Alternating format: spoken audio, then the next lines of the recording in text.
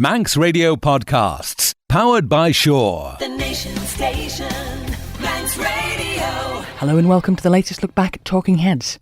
Proposals from the Steam Packet for the future provision of strategic sea services, TT Entertainment on Douglas Promenade, and a potential looming skills shortage in the island were some of the topics up for discussion this week. Here's Stu Peters with more. Talking Heads, brought to you by Magic Carpets, with the only Carndine design showroom on the island. Do you find the advice over healthy eating confusing? Charities across the water are demanding an overhaul of healthy eating advice, saying that we should eat more fat and stop counting calories. The UK National Obesity Forum and the Public Health Collaboration say current eating patterns are having disastrous consequences. Their report recommends we avoid processed foods labelled low fat. But Dr. Louis Levy from Public Health England has rejected the claims. So the question here is whether or not the beef dripping in my chip pan is healthy again or not. According to the first expert witness, yes, it probably is, and according to the second, no, it definitely isn't. So is there too much conflicting advice over healthy eating? Does it make it difficult for us to make the right choices when it comes to eating the right stuff? Or do you ignore the advice altogether and go along with the old maxim, everything in moderation? Stu, Harry Seacon once said, eat whatever you want, but don't swallow it. That from Richard. I don't know that helps necessarily, Richard, but thank you. Eat all in moderation is common sense, says Joe. Yeah, I do find it very confusing. I find it a little bit daft as well when we get all these experts who come up with conflicting data and conflicting advice. How is the general public expected to know what is good and what isn't if they can't agree amongst themselves? My view on this is that we just ought to eat natural food as much as possible. You know, not stuff that's been heavily processed, because that's bound to be bad for you and you don't know what's in it. If you can eat natural food as much as possible, then that's got to be a better idea. And pretty much whatever you want, but in moderation. You can't just sit there eating cream cakes all night. I have done in the past, but again, it's not good advice. So everything in moderation, but it's difficult at times to know what to do for the best. And I wonder whether or not this obesity epidemic that we've got, whether or not it's just one of those things where 100 years ago, I would suggest that a greater percentage of the population probably did physical jobs and did a lot more walking around because, you know, there weren't cars and things, and so people had to walk a lot more. I wonder if it's lifestyle, things like that. Most of us have got fairly sedentary jobs these days. I wonder if that's maybe one of the causative factors involved in this obesity epidemic. Somebody called and said, this business about dripping, you say that you cook your chips in it. Yes, I do, beef dripping. I have two brothers and our grandmother used to have a 2-pound pudding basin, and when it was full of beef dripping, she'd turn it out and cut off the bottom half, which was jelly, and we'd have it on bread for tea, which was lovely. I'm sure it was. The rest of it would be used to make dripping cake. And I'm in my 90s now, so I don't think it's something that's going to kill you forthwith. All these stupid things that you're supposed to eat now seem to be doing more harm than the good old-fashioned pure food. It's not killed you, Stu, and it's not killed me. Good. Excellent. Thanks for getting in touch. Well, the thing, I've never eaten margarine. I've always thought that the idea of it is poor, but I read something about it recently, because there was a big trend when I was a kid about, oh no, you've got to eat margarine. Butter. No, you can't eat all that fat in butter. You should have margarine. It's a healthier option. And I read something again a while ago that suggested that it's one molecule away from plastic is margarine. And if you stick it out in the jungle somewhere alongside a packet of butter, the butter will disappear within a day because all the animals will eat it, and the margarine will still be there 5 years later and it won't have gone off because there's nothing good in it. Anyway, a couple more comments about food. Stu, you're right about sedentary lifestyles. Human body's like a lake. Everything that goes in at the top eventually settles on the bottom. Yes. Are you saying that I've got a fat? You are, aren't you? I bought a pack of cold meat. I know it was local, as it said at the top of the packet. Peel here, says Graham. Badum-tish. Okay. Even in my lifetime, back in the 50s, housework, for example, was hard physical work. I remember my mum doing all the washing, including blankets and curtains by hand, scrubbing floors on her hands and knees. She cooked all the meals from natural ingredients and carried heavy bags of shopping home from town. No car or supermarkets then. That was the way it was. Maybe it's just coincidental that my dear mum was as skinny as a whippet and lived to 95, says Pam. Yeah, I think there's a lot to be said for that. The Nation Station, Manx Radio. Should the promise of investment in new vessels help to secure future sea services to and from the Isle of Man? The steam packet company, their latest bid for the future supply of sea services has been outlined to Tynwald members. An early offer for a continued link-span user agreement, which expires in 2026, includes brand new vessels, cheaper fares and increased passenger capacity. It also has proposals for a revenue-sharing agreement with the government for profits above a pre-agreed level. The company is pledging to invest a total of £170 million as part of its new offer to renew its link-span user agreement with the government in 2026. But uncertainty remains about the future of Liverpool and Haitian ports. Could investment in new vessels make future services more secure? Would you support the proposals outlined by the steam packet? And would you like to see more flexibility for service provision by other operators in future? Let's see what you think about it. Let's go to the lines. We've got John on. Hello, John. I must admit, it worries me. We've got a company here that in 2010 defaulted on the very large loan. It's circa 180 million that they had. Were taken over by the banks. That loan is now enshrined in the beneficial owner Sea Lion, and don't know what level it stands at the moment because the accounts don't appear to be available. Mr. Woodward is saying we're going to spend a similar amount of money on new boats, etc., and it won't, and the level of debt the company carries won't impact on the service. Now, we're already paying pretty much the highest freight rate in Europe, and clearly, it's a very profitable company. But the point is, most of that money, the profit, goes effectively to manage the debt. Yeah. Now, they're talking about virtually doubling the debt, so that money's got to come from somewhere. Now, unless they're renegotiating terms with the banks in terms of interest, etc., and they can, aggregate that debt across a very long period of time to the benefit of the island, well, it is, it's a cause for great concern. Some good points there, John. Thank you very much for your call. Is that something that bothers you? We've got Eddie on. Hello, Eddie. Well, I think there's a lot of cynics out there, isn't there? Justified, though, I think. I think I've expressed them before, really. Your call that was on before hit so many right points. Yeah. One is the debt is still there. Another one is this promise that they give us of new boats, things are going to cost millions. So that all they're going to do is increase their debts.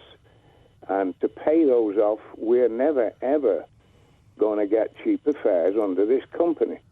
What we need is a company that isn't in debt. And the sooner we or the government look on the lines of trying to get somebody in who's got a nice big fleet. We've got a company, a small company that's got no fleet, whereas there's maybe a dozen companies out there with bigger fleets. Yeah, but the boats that they've got at the moment, I mean, if you got Stena or somebody like that in, they'd have to invest in new boats because the boats that they've got at the moment probably couldn't use the Port of Douglas. So, surely any ferry company that's going to operate to and from the Isle of Man would be in debt because they'd have to buy the equipment, the premises, they'd start off in debt. But that's any business. Any business starts off in debt. I think you're sticking up from too much there. No, I'm not sticking up for the steam packet. I'm just. What I'm saying is this: you're giving them excuses when they don't need them. If I was in business, Stu, I'm just the same as you. You set up a coffee shop in Douglas.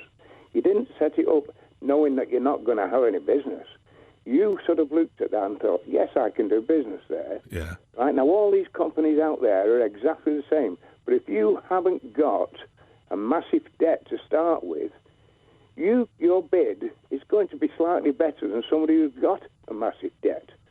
So even if you have a little bit of expense to begin with, these are big companies not in debt. They can afford it. So they could, and they've got a better setup. They may have say a dozen boats, and maybe two or three just waiting for one. When one breaks down, one slots in straight away. All right, fair dues. Well, that we get lots of different views on the programme. That's what Eddie thinks about it. We've got David on. Hello, David. You use the steam packet quite a lot, don't you? I do, yes. And I know they're not perfect, and people sometimes have had some, difficult times with cancellations and things like that. But I feel that sometimes they are pretty good and quite flexible in various ways. Yeah.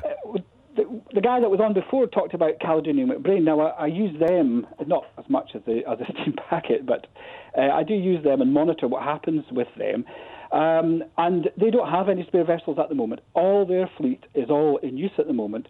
And in the last couple of months, they've actually had some issues, mechanical issues, with a couple of their vessels. And they've had to cancel sailings, reroute people and things like that. So it's not just the steam packet that have issues. I think people just seem to, it's a whipping boy, I think. Yes. Well, Manx Airlines used to be the same, of course. When we had Manx Airlines, everybody hated them.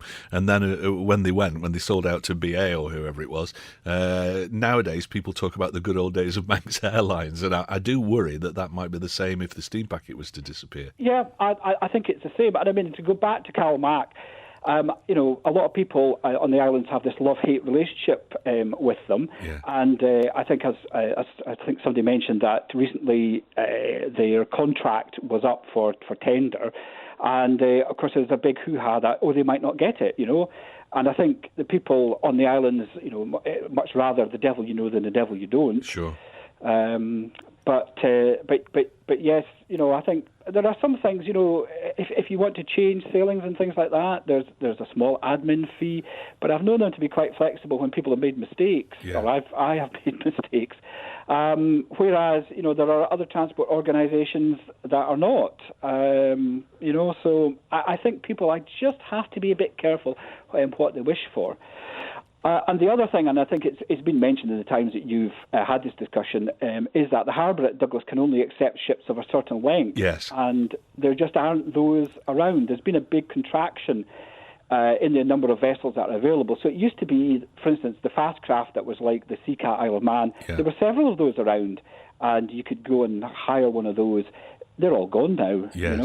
Grand. OK, thank you very much for your call. That's David. Let's go quickly to line 3. I think we've got Harvey on. Hello. There's no such thing as a perfect shipping company. No, I'm sure. The steam packet, in my opinion, as a regular user of ferry services, both within the British Isles and across to Europe, the steam packet is in there in the middle. It's not the best, it's not the worst by a long way. Yeah. It's also not the most expensive. You travel Rosslare to Fishguard on Stena, you'll pay more than a steam packet fare. Okay. And on our experience on the last ship we sailed on, it was a tub, and half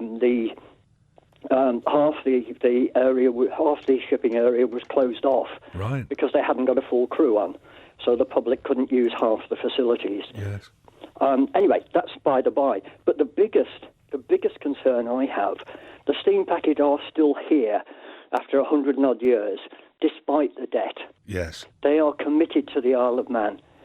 If they haven't got the Isle of Man, where else do they go? Yeah, fair dues. All right. Many of the other shipping companies that we've used, I would cite P&O, Portsmouth to Bilbao, the lease on the ship, the Pride of Bilbao, expired, and P&O pulled out of the service. Yeah. So not all these big shipping companies own their ships. A lot of them are leased. Yeah, sure. And there are many other services. Scandinavia is not well served anymore by shipping from Britain because it was no longer economic.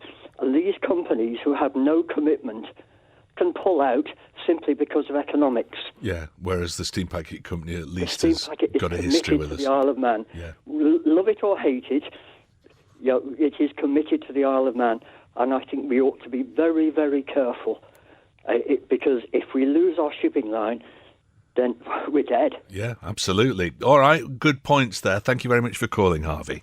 Lots of different views. Well, I'm joined on the line now by Chief Executive of the Steam Packet, Mark Woodward. Well, a lot of people are concerned about the indebtedness of the Steam Packet company and see that as something that is a barrier to reducing prices, in that you've got this huge debt to service before you even consider, what you're doing in terms of routes and vessels and all the rest of it. Yeah, I think debt is obviously a concern to people. I suspect most people aren't really sure why it's a concern to them. The simple issue is that all businesses have debt, and that's not a concern in itself, and I don't think any business in the modern era doesn't rely on debt at some time in its life cycle. The key here is the debt sustainable? Is it the right size? And is there enough of it to give you what you need, but not too much of it to cause or hamper the way you do business? And I think that certainly was the case until some years ago with the steam package as a result of the sort of prolific area when debt financing arrangements were very common in the sort of late 2008-9 period. But we've very publicly said that, half of our debt has been removed by shareholders because it simply wasn't sustainable, and we're left with a much lower portion of debt on the company, which is entirely sustainable. But the real key point, I think, Stu, about the debt is, has the debt affected fares in any way? I can understand people's concerns if somehow that debt were translating into real-world increases in what they pay on their fares when they travel with us. But the simple fact is that just isn't the case. Because the user agreement ring-fenced fares back in 1995 and fares were only allowed to increase by Manx RPI less 0.5% for the first 10 years and are then limited to Manx RPI until 2026, there is no way in which that debt has ever affected fares. And I think that's a key point which people need to understand. Well, one contributor said that, our freight charges were the highest in the world. Is that true? Absolute nonsense, and I think that contributor, I heard some of the points he made about freight charges. You have to look back and recognise that the island has a very, very small market. Ships, unfortunately, aren't sort of portable in the sense that you can have a fifth-size ship if you've got a fifth-size freight market. You need ships of a certain size, and they come with big bills, unfortunately. So scale is everything in shipping, and the bigger economies of scale you have, the cheaper fares can be. We have very small economies of scale, and the freight market specifically is a case in point there. Now, the reality was our fares were higher than perhaps they might have been, but that was historically the case. What happened, you'll recall, when the Measure-on period of competition came along, is that there was very fierce competition where the steam packet had to fight with somebody who was just providing the cheapest ships, bargain basement, freight-only service using older ships, Eastern European cheaper crew, and even they, at the prices that they were suffering, were unable to compete long-term with rates that were below the current level. So what actually happened then is that those freight rates, which may have been higher in the past, were rebased on a truly competitive basis, and they've stuck where they are. And as part of our offer, we've guaranteed that those fares will remain where they are and will only increase by inflation going forwards. So they're commensurate with what the market will bear. All right. Now, you're talking about spending £170 million on new vessels, or on vessels generally. I think 50 million of that is for keeping the Ben McCree. At the end of its service life, has the Ben McCree got a value of 50 million quid? No, that's not, and that's not how the figure's made up. I think what you have to stand back and look at is the fact at the moment we have a two-ship fleet which is required under the user agreement. So what we're proposing to do is bring in an additional ship on a permanent basis. At the moment we're voluntarily chartering the Arrow at a cost of £2.5 million a year, and we earn £400,000 or so of additional revenue at the TT. So there's a huge net cost to the business and growing if we were to maintain that. But what we're saying in the case of the Ben McCree is that if we add an additional ship to the fleet, we're foregoing both the sale value that we might get by selling her in 2020, 21, something like that, of probably £8 to £10 million, which is what she'll be worth. But we're also then incurring an additional cost by having that third vessel in the fleet as a core vessel on a permanent basis of about £2 million a year. And that's what it costs us just to get the ticks in all the boxes to make sure that the ship is certificated, overhauled, and allowed to carry passengers and freight. That would actually allay a lot of the controversy over recent years where you've had vessels that have gone out of service for what feel like quite long periods. If you've got a spare vessel like the Ben sitting there waiting for those rainy days, then that will solve that problem, won't it? Stu, that will be the single biggest advance as far as I'm concerned to consolidate and secure Isle of Man services. We, in this modern age, need a backup vessel, and this is why we've been pushing the government for nearly 4 years now to move to an agreement which guarantees that benefit. There is no guarantee at the moment that there is a vessel there, and we're doing it entirely on the goodwill of our shareholders at the moment. So we want to formalise that position, and we want to improve it by ensuring that the backup vessel isn't just a freighter, but is also capable of carrying passengers, and the Ben McCree would be absolutely fantastic as a backup vessel. And let me just make the point as well that one of your contributors earlier said that CalMac have lots of spare vessels. Absolute nonsense. CalMac don't even own their own vessels. CalMac have just been awarded an 8-year contract to run the services to the Scottish Islands with a £900 million taxpayer subsidy, and they don't even own their own vessels, so that doesn't even include financing the vessels. They are reliant on taking those vessels, which are owned by the Scottish Government. Now, yes, that is a model that the government here could follow. The government here could buy its own ships and run its own operation. Of course it could, but is that really something that the island government wants to do? Is it something which is consistent with the scope of government report, which has been widely disseminated? Yeah. You're also talking about a new fast craft. I thought that they were kind of out of fashion nowadays. Well, I think they are in many cases, but what you have to, again, remember is that our services, we are a niche operator, and our services here are dictated by what the island needs. And the simple fact is that if the island wants to continue to have a very large and successful TT event and a growing and increasingly successful festival of motorcycling event, you can't do it without fast craft. They're the only way to get that heavy lift of sheer numbers of bikes and passengers here in a short term because of their ability to do so many round trips over such a short period. Okay, and some people think that this is all a bit the wrong way around, that you've come up with this sort of new bid at a time that government's looking for expressions of interest. Has that spurred you into action? Well, as I say, we've been pursuing this course now for more than 4 years, so this is the logical culmination of that attempt by us to say that, look, this agreement that we have has worked very well. It's been fantastically successful for the Isle of Man, but it's now time that it was altered and certain things need to change to make sure that it's successful going forward. I firmly believe that no matter what people may say, there are not a raft of operators out there waiting to come in. We are a niche service. We have specialist ship requirements. These days, people want bigger and bigger ships that serve bigger and bigger ports. We're a distraction, frankly, for many of the large companies, and it's just not on their radar and wouldn't be on their radar. I think we have to become more self-sufficient. We have to accept that we're never going to have the cheapest fares without any form of taxpayer subsidy, but we should be very grateful that we're able to operate a service that doesn't require the taxpayer to provide huge subsidies to their services as they do elsewhere. And, in terms of debt, which does seem to occupy many people's minds, I did have a quick look just before I came on to, somebody mentioned, I think, Stena, an earlier caller, and if you look at their balance sheet, they've got $5.5 billion of long-term debt, US dollars. So, this sort of nonsense that companies don't have debt and that debt somehow is a concern or should automatically be a concern is just purely fallacy. Yeah, okay. Listening to the interview that you did with, I think, Alex earlier on, you said that you'd presented to Tynwald and you had a fairly good feeling about it. What's the time frame on this now? Well, we're keen to see this guaranteed and move forward as quickly as we can, obviously, because we want to get on with investing, get on with planning. I mean, we have invested all that we're obliged to do under the current agreement, so in the run-up to 2026, there will be no more new investments in new ships because they're not needed. We've got the existing ships and we can manage very happily with those, and they will see us through to that period. And I think you have to step back and ask another question. If there were uncertainty about a period beyond 2026, would any business in its right mind invest these sorts of sums of money if they're only looking at a 4, 5 or 6 year timescale? The simple answer is not. Okay, and it is a fairly long lead time in ordering new ships, I suppose.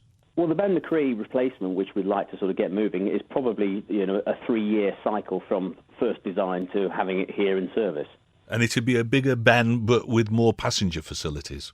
Yes, we'd like to see something, dare I say, more King Orry-esque in its conception. So it would be bigger, faster, more capable than the Ben, but it would also be more passenger-friendly in terms of services, facilities on board, that sort of thing. Good stuff. All right, well, the debate, I'm sure, will continue. Talking Heads, brought to you by Magic Carpets, with the only Carndine design showroom on the island. You're listening to the latest Talking Heads podcast, featuring highlights from the programme over the past week. The Nation Station, Manx Radio. How could the island increase its skilled workforce? A snapshot of the Manx economy shows it's performed well in recent months, despite a slowdown in the global economy with growth in e-gaming and IT, financial services, insurance and tourism. The figures are documented within the government's quarterly economic report. But there's less welcome news in the manufacturing and engineering sector, where jobs have actually been shed. Along with no signs of an increase in the population, that is a concern. Chief Minister Alan Bell told Marion Kenny expansion amongst local employers is threatened by a looming skills shortage. What could be done to increase the number of skilled workers in the island? Is an increase in the population the only answer? Should more sectors be singled out when it comes to offering specialist training here on the island? Or is the island inevitably going to be reliant on importing skilled workers? Not until the Department of Education stop looking down the noses at manual skills and concentrating on paper qualifications will the situation improve. This is a British thing. We hardly build anything anymore. We're turning into a service industry-based economy, says Alan. Some valid points in there, Alan. I don't know whether or not the education system looks down on manual skills. I think that they're the first to say that, you can't fit a square peg into a round hole, and that they do try to maximise the opportunities available for people who want to do, more manually based jobs rather than office-based jobs. But you're right, it does feel as though we're becoming a service industry and that nobody's actually making widgets anymore. Where are the people actually knocking out stuff? Basically, they're all in China, it would seem. Everything that you buy these days seems to be made in China. Stu, first we need to train up the people already here. We can't go on building schools, houses, extending hospitals, doctors, etc., says Bill. All right, well, that's a point of view, Bill. The trouble is that presumes that the people already here want to do the jobs where there are shortages of skilled people doing them, and I don't know whether or not that's always the case. What else? It's obvious that the population is now falling, says John. I'm not sure. I don't know about population figures. I did see one bar chart earlier on something that showed that there had been a slight fall, but then, it's one of those, it's like a mountain, it's like the Andes, one of those mountain range charts. So, it's going up and down all over the place. So what the average is, I really don't know. James Corley says, a lot of people criticise Alan Bell. Yes, they do. But I think he's delivered jobs for the Isle of Man. He's been proactive on that front, which has put the Isle of Man in a very good position. Yes, the pensions issue needs to be sorted, but if Alan Bell and Eddie Tear don't stand at the election, it'll be a big question. I admire them for how proactive they've been and the things that they do. There are a few in government who are nowhere near as competent. The way that Alan Bell and Eddie Tear have taken the Isle of Man forward is commendable. You can't agree with everything that they say, but on the whole they do a good job for the island, and people need to realise that. I think Alan Bell made a lot of sense in what he said in that interview. Good, thank you for your comment, James. I'm sure a lot of people will disagree with you, but that's the beauty of this programme, because whichever way you feel about whichever topic we're talking about, you're more than welcome to express your opinion. I wondered how long it would take to get a comment like this. Did James work for the Comyn propaganda unit, asks Simon.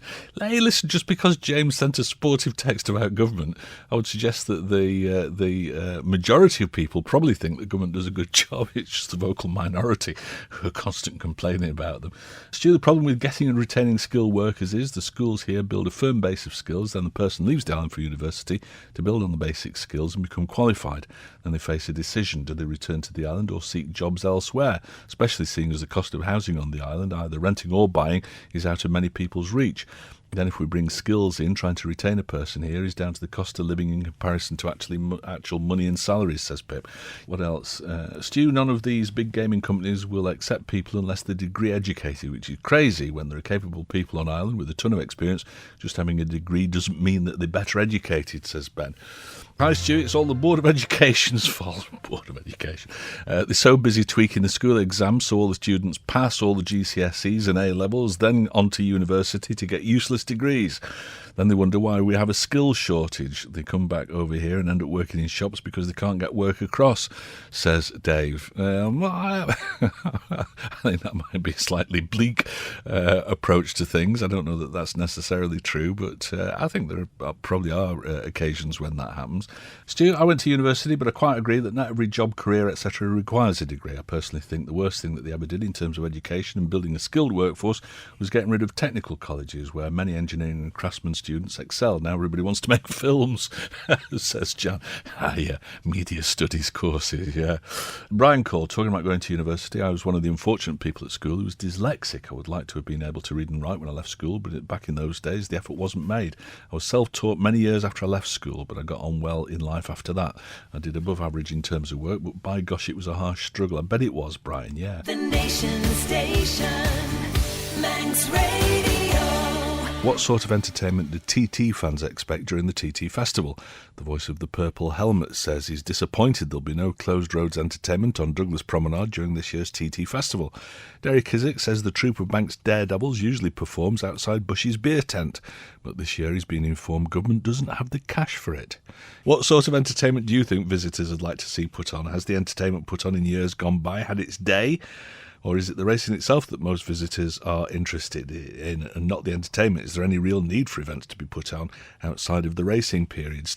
Let's go to the lines. We've got our friend Dave on, our Ballasalla correspondent. Hello, Dave. Stuart, I think the government are getting too greedy. I think you've got to speculate in some cases to accumulate. I agree. And I think in this particular instance, where the purple helmets are going to be missing. It's an added attraction. If we had 250,000, 500,000 visitors coming over here, I'd say, well, fair enough, but we haven't. And we've got to try and make the best of the visitors that we've got and get the money out of them. But if you're going to keep putting things up and up and up, they're not going to buy because their money is the same as our money. Yeah. And I think governments have got to look back and say, I mean, if you remember, a couple of years ago, there was a row about the Bushies tent. Then there was a big to-do about, the steam engines, the steam railway were losing money. You just cannot, with the best will in the world, you cannot just knock everything on the head because it's not making money. Well, listening to what Derry was saying, I mean, it's pocket change, really. 10,000 quid for a week's worth of entertainment on the prom during TT is now, is it? I just wonder whether or not government is trying to pass things like that on, whether or not they thought that maybe Martin at the Bushies tent would pay them instead. So I don't know whether or not government's just trying to get... If I'm being honest, Stuart, and I mean, you're more of a businessman than me, I don't think Martin at the Bushies tent could afford to do it. I don't know. I'm just wondering what government's plan is with this, because we're always being told about how important these things are for our visitors, and we can't get rid of the horse trams because 1 billion people a year come over to see them. But only too quick. Yeah. Stop them. Yeah. And then they wonder why people. I mean, you've got people who come over here on weekends specifically for the vintage railway, the electric railway, the steam railway, and taking the horse trams. And, I think to myself at times, well, what do you want? Do you want them to come over, or don't you? Well, I've spoken to a number of friends from off Ireland, and most of them have mentioned the purple helmets. It is an iconic sort of part of TT, really. So I think it's a great shame that they're not on the promenade. I mean, that's quite a speed, Stuart, nearly 100 miles an hour. He says approaching 100 miles an hour. I can walk at approaching 100 miles an hour. Yeah. It's right. I mean, I just think that we have to, we have to speculate to accumulate, and not everything can make the government money. No, and absolutely. if it doesn't make money for them, they want to get rid of it. All right, fair dues. Thanks very much for your comments, Dave. Nice to hear from you as ever. We've got Michael on. Hello, Michael. Well, they keep banging on about the brand. Yeah. And they're even prepared to spend a heck of a lot of money to take this brand worldwide. Oh, yeah. But don't they see that this is part of the brand? Well, just trying to play devil's advocate on this, and I think that the purple helmets are an important part. I think that, entertainment on the promenade outside the beer tent is an important part of the festival. But maybe they've decided it's all a bit tired and maybe it needs a shake-up, and I don't know. But they haven't replaced it with anything. No. So, I mean, they tried to do it a few years ago, and we had our residents. Sorry, I forgot to explain that I actually run a hotel, and we had a lot of our residents saying, "No, there's nothing to do. If we do this again in the future, we're not going to come." I just think it's an own goal, really, just to mix the metaphors, shooting ourselves in the foot as well. Okay. Good stuff. Thank you very much indeed, Michael. Nice to talk to you. And it's John Dog. Hello, John Dog. I avoid Douglas like the plague, to be honest. Well, you're an Andrews man, aren't you? Well, yeah, I'm an Andrews man. I'm living in Michael. Yeah. Last year, I'm Marshall at Blackbridge. Last year, might be the year before, I met 3 Americans who were sleeping in the sea terminal. Oh, right. The short story is, I organised them. They just needed one night at my daughter's, and they got in there, but they insisted we were out for a meal with them. Right. I said, thank you. That's by the by. That's nice. We went round St John's on the way back from Peel to show them Tynwald Hill, and unbeknown to me, the purple helmets were on at the Tynwald in the car park. Oh, brilliant, yeah. So we stopped and we showed them that, and these fellas said it was the best thing they had ever seen in their lives. Yeah. Now, that's the Americans. This is people who've got Evel Knievel, of course. Oh yeah, yes, and they're tremendous, and I think it's short-sighted policy. Personally, yeah. As I say, it doesn't interest me. I wouldn't bother going up. I've never ever been in the Bushies tent. That's how much I know about it, and I'd like to say I'm a big friend of Martin's, but it's just not what I want to do. Sure, but, I agree. Yeah. There's that many people there. What harm does it do? Yeah. And if it's 10,000, I bet you there's a lot more than they probably spend 10,000 on hankies up at the grandstand. Yeah. You know what I mean? It doesn't seem a lot of money in the great scheme of things, does it? No. All right, thank you very much, John. Thanks for calling. I've got a couple of texts saying, why don't Bushies put on the entertainment themselves? And we're joined on the line now by Martin Brunchweiler from Bushies. Hi, Martin. Yep, no, and it's a good question, but I suppose in our defence, we did already contribute that sort of amount in the past, at least that actually, towards the stunt show. Yeah.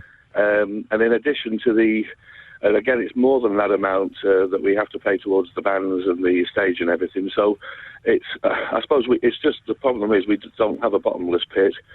And Derry's figure is probably the sort of figure that Straightliners were hoping to get to have made it work. Yeah. But unfortunately, there was just a lack of sponsors and a lack of budget from the tourism people, and as a result, it's just not happened. Do you think that is a real problem? Do you think that people are going to resent the fact that there's no entertainment on the street there? Possibly, yes. I mean, I remember it was 2009 that the big catastrophe happened when everything was cancelled. But no, it's a tough one, and only time will tell. But I suppose we're hoping that we're going to put a bigger sort of show on with bands. Yeah. And hope that we can sort of and keep that side of things satisfied. But I think it's a great shame. But having said that, there are a lot of other people saying, well, this is a good chance to get back to what it used to be and have more spontaneous stuff. And so we'll see. Only time will tell. Well, I suppose that we're living in changing times. I mean, I've also got comments from people that say, we ought to go back to the good old days of wet T-shirt competitions and, girls in bathing costumes.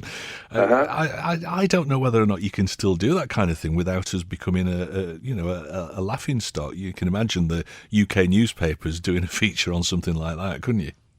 Well, yes and no, but no. I mean, I don't know if it's widely known, but there was an application to have an exotic dancing club down at the I don't know, I won't mention it by name, but the nightclub at the far end of the promenade, yes. Which was refused. I'm still trying to understand why it was refused, because as far as I knew, it was a perfect application and everything had been covered. But I think one of the reasons maybe everything wasn't covered. That was the problem. Well, possibly. I'm sure there'd be plenty of stuff uncovered, but I think one of the suggestions was that there wouldn't be enough demand for it, but I'd probably beg to differ on that one. Yeah, I agree.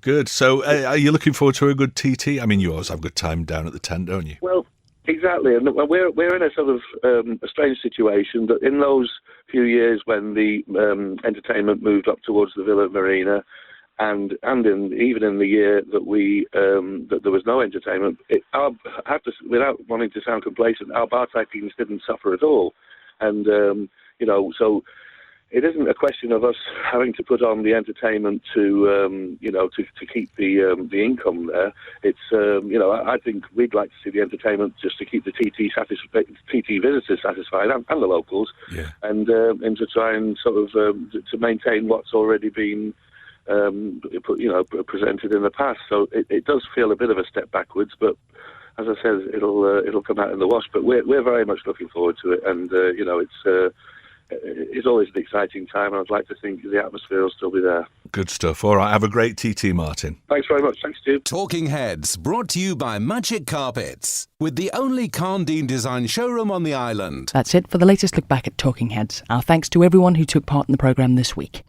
If you'd like to get involved in the discussion yourself, you can call, text or email between midday and 2 p.m. on weekdays, or you can share your thoughts at any time on the Facebook page. That's Talking Heads with Stu Peters. You can listen back to each day's programme in full using the on-demand section of manxradio.com, and the website's also where you'll get an update of what's being discussed on the programme each day. You can also keep up to date with that information by liking the Facebook page or following Stu Manx on Twitter.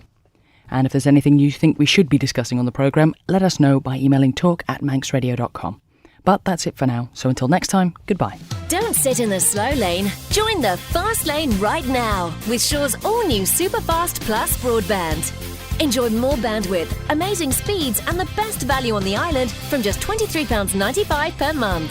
So don't be left behind. Get a piece of the high-speed action with Superfast Plus broadband from Shaw. For details, visit our stores in Douglas, Ramsey and Port Erin or click shaw.com. Love being Shaw. Terms and conditions apply.